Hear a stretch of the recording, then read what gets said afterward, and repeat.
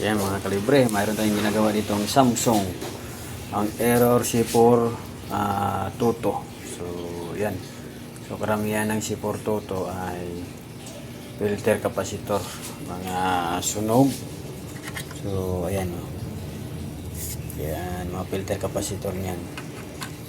Minsan change value, minsan sunog. So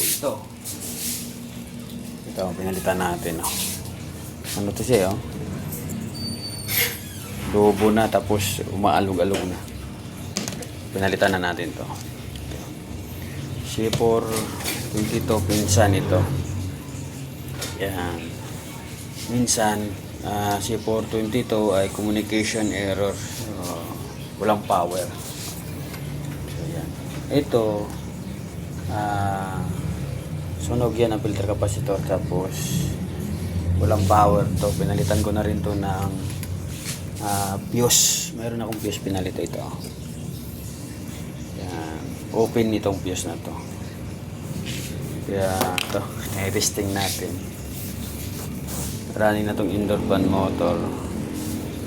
So yan, tinetesting natin. Sir, ito na yung ano mo sir. I-testing natin yung board mo na Samsung Error C4 Toto. Antayin lang natin na gumana para tuloy-tuloy.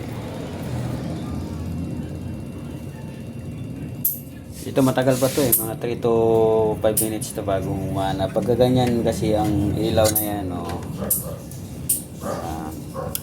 yan, pumitik na yan. Ibig sabihin nagko-communicate yan. Yan gumana na Yan.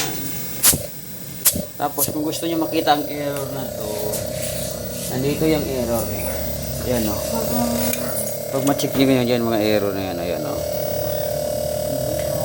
Yan, C4 Toto nandiyan na yan. Communication, blinking.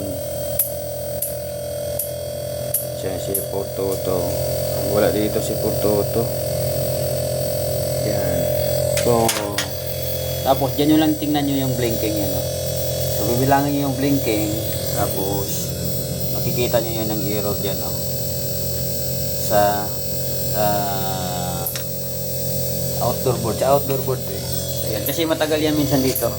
Matagal minsan lalabas yan dito yung error niya. Ayan. Running na.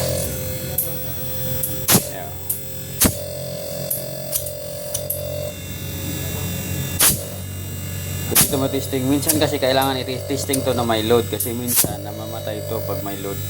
So pag walang load, tuloy-tuloy lang yung andar niya. So ito, wala talaga tong power. So yan, okay na siya. Running na.